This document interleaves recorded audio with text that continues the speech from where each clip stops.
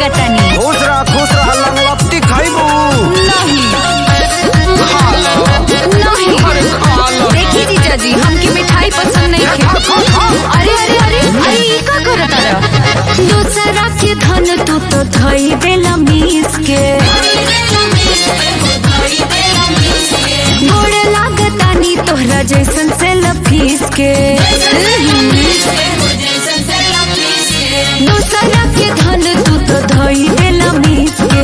गोड़ लागतानी तोहरा जैसन से लफीस के। झूठ सच रहुआ बोलत बानी खाली। जीजा के भाई राउर कम बाटे जानी। अरे खाइला न होली के मिठाइया ये साली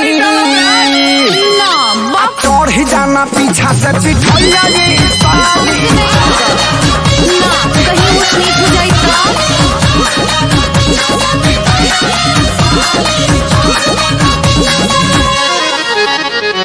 राउर हमर होली खेलल साचो में झगड़ा के घर लगता बड़ी डर लगता। जीजा राउर पिचकारी ला मोहर लगता। जीजा राउर पिचकारी ला मोहर लगता। अरे तू लोग ना दिए बोलो।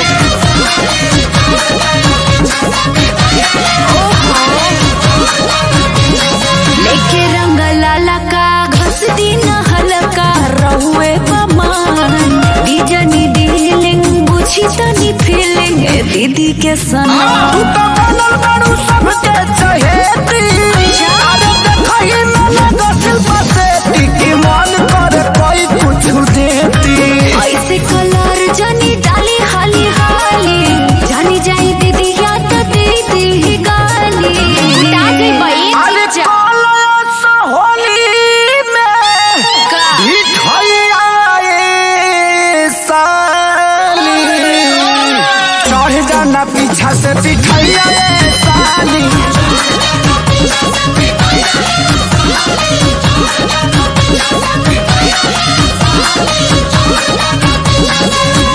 और तहनी पौआ रौआ आइल बानी दीदिया गौआ। ऐसे जिदिया न जिदिया तोड़ दीजिए जा। हमके छोड़ दीजिए जा।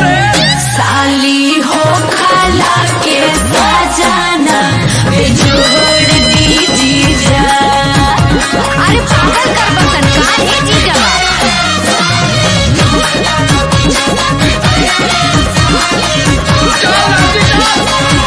जनी धोखा बड़ी भरोसा है करी रिक्वेस्ट। दीदिया के बिथिया पूरा दिए जीजू बनी हस्बैंड बेस्ट। ऐसे काहे बोललू हमर प्यारी मिली ना सा तोहरा के परिवारी वादा करे अखिलेश खेसारी। असुभर मनवा शुभम जी मनाली। होखे वाला पानी बीबी के घर वाली। दबान ही घूमी मुड़ी घंटा मिठाइया ये साली हम ना खाएं। थान के तू चढ़ जा पिठाइया ये साली। थान के तू चढ़ जा पिठाइया ये साली। ये सारी किताबा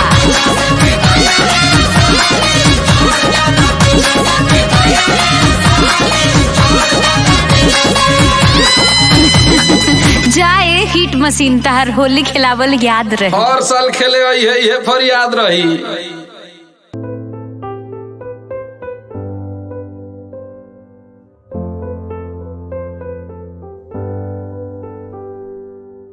घर पे बैठा हो तेरे ओ बाबा जी।